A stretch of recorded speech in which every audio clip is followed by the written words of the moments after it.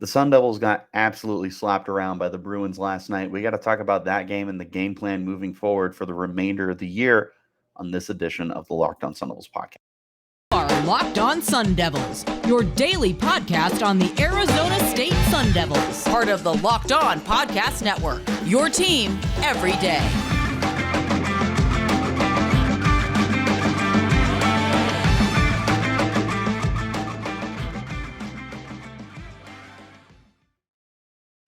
This episode is brought to you by FanDuel Sportsbook, official sportsbook of Locked On. Make every moment more. Visit FanDuel.com/LockedOn today to get started. Hello, everyone, and welcome back to the Locked On Sun Devils podcast, part of the Locked On Podcast Network, your team every day. My name is Richie Bradshaw. That is my dog, Harley, yawning in the background, and I will be your guide for everything Arizona State Sun Devils. As always, thank you guys for tuning in. Wherever you get your podcasts, make sure you hit like and subscribe. Turn on those notifications so you get an update when we post new content. Stay in touch with that content by following me on Twitter at RichieBrads36 and the podcast at LO_Sun Devils. Basketball. There is one game remaining against USC this Saturday night, 8 p.m. It's do or die for Arizona State. I had laid out a game plan earlier this week. What needed to happen for the Sun Devils for the remainder of the year. The first step, the very first step, was to play UCLA close. They blew it. They played them close for a half. They played them really close for a half. They were only trailing by 4 at halftime. It was 36-32, only to get smacked 79-61 final. Arizona State continues to do the things that frustrate the heck out of us. Shot selection, frustrating. The turnovers, aplenty. The rebounding, non-existent. The penalties, killer. It is the same stuff every single game for Arizona State. This is who they are. This is exactly what we have come to expect out of this team, right, wrong, or indifferent. This is just a flawed team. But when you can't even get your stars to perform at a high level, you're just entirely going to struggle to do anything as a team. Frankie Collins, love him as a distributor, love him for a guy who runs the court. He is just not a reliable enough point scorer for you right now. And for the guy who is leading the point, like, you need him to put up more than what he's doing, and he's just not. DJ Horn, inconsistent. There's some games where he dominates, and there's some games where you wonder where he's at. And this was one of his games where he was able to lead the team in points with 13, but you led with 13. That's not great. Desmond Cambridge, I love him for the splash plays. He frustrates the heck out of me. The shot selection, like I said, is just killer with him. He shot 25%. He was 3 of 12. He made 2 of his 7 3-point attempts. A lot of these shots he's taking just aren't there. Like, it's just so frustrating because with every play that he makes against U of A or UCLA or whatever, he's got 5 other plays where you're like, what are you doing? His brother, Devin Cambridge, it's like you wonder where he's at. He fouled out in this game. That was the most noteworthy contribution that he had in the game, was fouling out. We just aren't getting enough out of Devin Cambridge on a consistent basis. The flashes he has are great, but he only made 1 of his field goals of his 4 attempts. That was the end of his contributions. Other than that, he fouled out. Like, you can't have this. The bench did what they could. Jemiah Neal led the bench with 6 points. I really like him. I am excited for him moving forward, but just hard to get anything out of these guys right now. Gaffney had a nice shot early in the game, but that was his only shot. Duke Brennan played well in the little bit of time he was out there. This team is definitely missing Austin Nunez, who's been missing for a couple weeks now with a concussion. He's still out. Hopefully he's on the mend and getting better. The team needs him. The team is missing Austin Nunez right now. He's not even a starter for the team, but his presence as a shooter is so valuable, especially when you look at what Arizona State is doing everywhere else. What's funny is Arizona State still shot 42%. That's the number that's baffling to me, because if you told me we shot 42%, I would have called you a liar. I would have thought it was about 10% worse. This is a team that is just they're moving so fast and they need to slow down. But again, like I said, at this point, this is who they are. This is the 2022-2023 Sun Devils, for better or for worse, right, wrong, or indifferent. They are a flawed team. They're a fun team, but they're a flawed team. This is not a team that's going to go very far. And that's where we're going to be shifting the conversation to is, what are the next steps for this team? What do they need to do moving forward? Before we get that far, though, I do want to talk to you guys about our friends over at FanDuel. Right now is the perfect time to get in on FanDuel, America's #1 sportsbook, as the NBA is gearing up. You get a no sweat first bet up to $1,000. That's bonus bets if your first bet doesn't win if you're a new customer. Just download the FanDuel Sportsbook app. It's safe, secure, and super easy to use. Then you can bet on everything from money line to point scores and threes drain. Plus, FanDuel lets you combine your bets for a chance at a bigger payout with a same game parlay.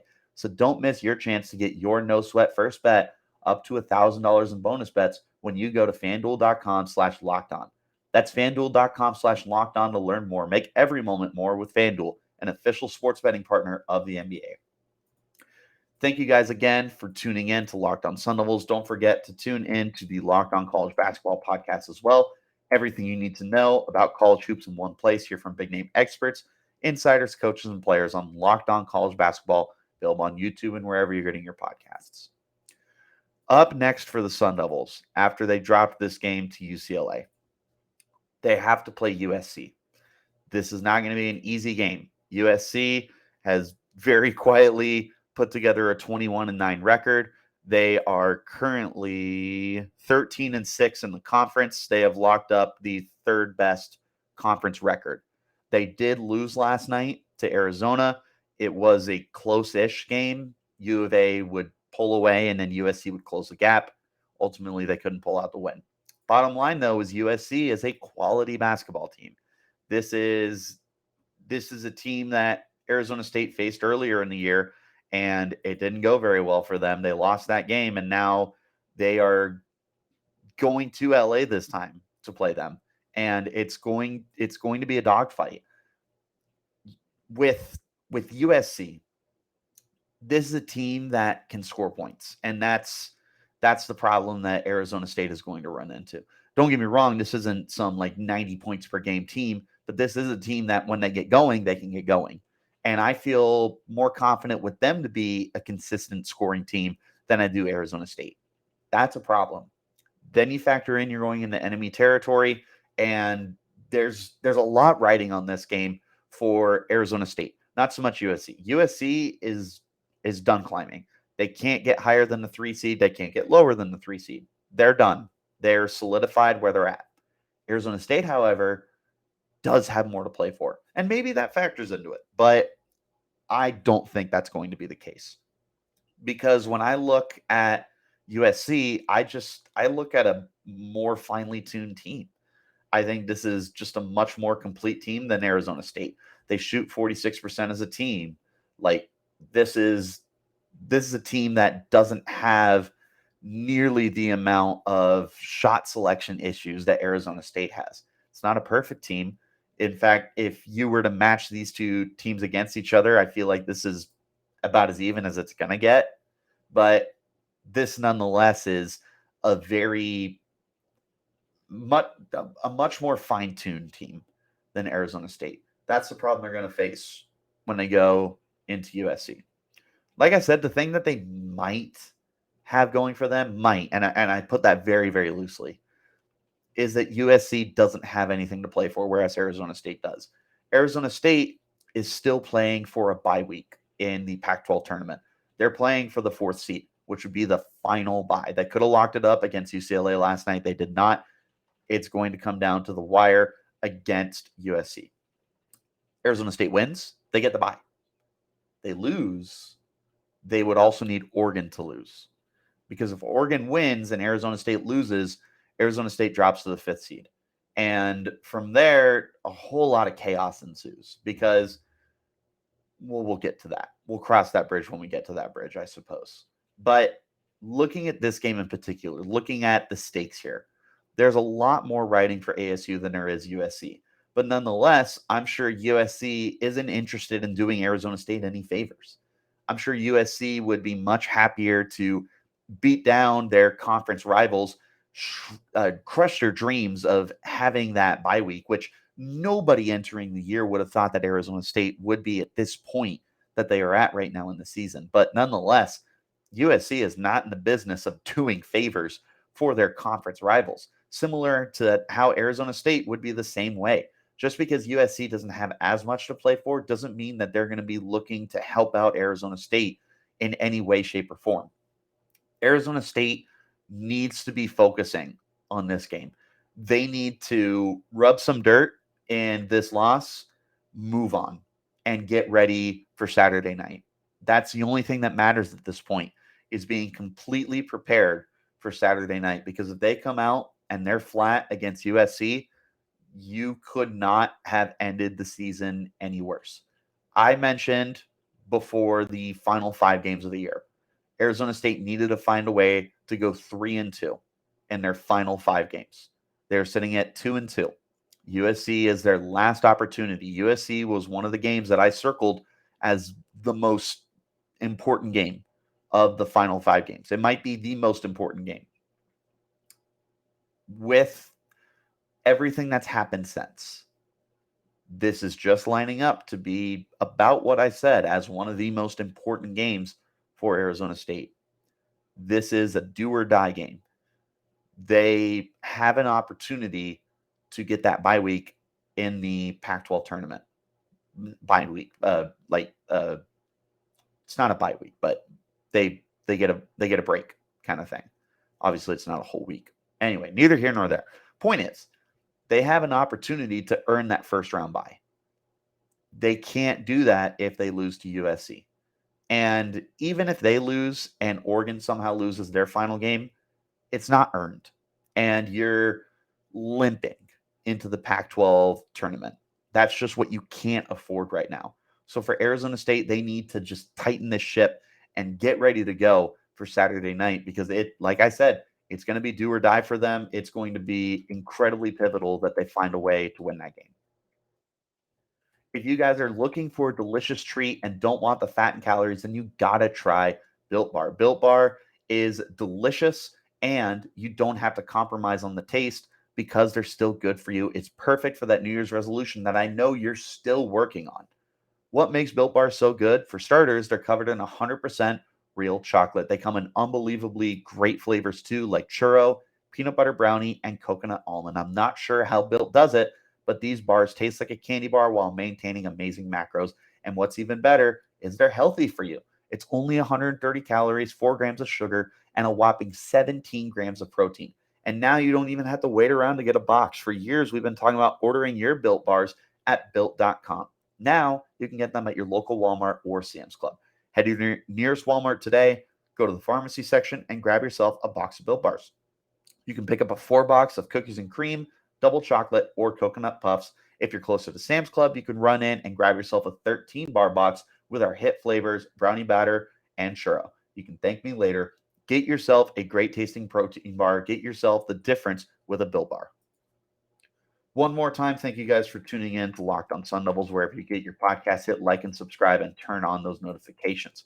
Also, make sure that you tune in to the Locked On College Basketball Podcast. Isaac Shade and Andy Patton bring you everything you need to know on and off the court. Locked On College Basketball, available on YouTube and wherever you're getting your podcasts. Here's the finality of the season for Arizona State. You need to win this game against USC. There is no in between. There's no moral victories here. There's no playing them close. You need to win this game. This is as big a must-win as the Sun Devils will face this year. You have to win this game. If you don't, I just don't know how I feel about you moving forward. You would have been 2-3 in those final games. Now, granted, you did have an upset over U of A. That is huge for you. But it's a what have you done for me lately? And the U of A game will have been a week old at this point, and then you will have your tournament coming up as well for Arizona State. And if you lose this game and you're the 5th seed, this is what I wanted to bring up earlier. This is what I wanted to save. Let's say that you're the 5th seed, right? You didn't get that bye. You will be playing the 12th seed, Cal. Cal was terrible. Cal had a whopping 3 wins on the year, 2 in the conference. But let's not forget that Cal very quietly played Arizona State very, very closely when they encountered each other. And that's not exactly something that should make us confident about having to play a low-seeded Cal. In fact, last year during the tournament, we played a limping Stanford and got bounced in the first round, despite the fact that we were a really hot team heading into it. This year, look, Cal took you to overtime, man. Cal took you to overtime. This is not a team you should overlook, no matter how bad they are, especially if Arizona State does, in fact, limp into the Pac-12 tournament as the 5th seed. Let's say you beat them. That's great. You beat the worst team in the Pac-12. What's your reward? You get to play Oregon. You get to play another quality team, and it's going to be a difficult climb for you to garner some respect in the Pac-12 tournament. You would have to beat Oregon. That's already 2 wins. You would probably have to beat the team that's next in line as well, which could very well be UCLA again. Like, this is not going to be an easy path for Arizona State, no matter how the dice are rolled. Now, if Arizona State were to get that bye week or the first round bye, that's the way I need to phrase it. If you were able to get that first round bye, that's awesome. That would really go a long ways for helping build that momentum for you. But at the same time as getting that first round bye, again, you got to win this game, because if you limp into it, I just don't believe that you're going to have any momentum to make a run in the Pac-12 tournament, which is what you need if you are planning to play deeper into March in the tournament. You want to get to March Madness, you need to prove it. Because if you lose to USC and you lose in the first round of the tournament, you're out. No ifs, ands, or buts. There is no debate at that point. Arizona State shouldn't be in the tournament. They don't deserve to be in the tournament if they lose out these final 2 games, minimum 2 games that are remaining. They've got to find a way to win at least 2, if not 3 games to end the season. You have got to have momentum if you want to make it to the tournament. And that has to be the goal for the Sun Devils right now. For being honest, this is not a team that is going to make a run. This is not a team that's going to win a national title.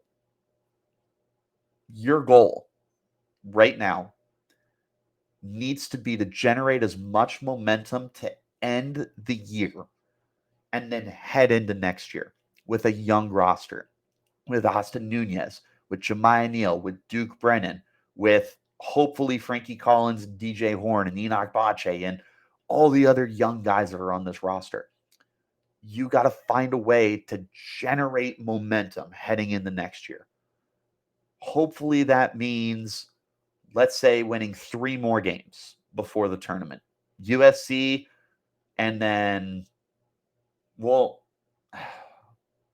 you need to win at least 1 game in the tournament.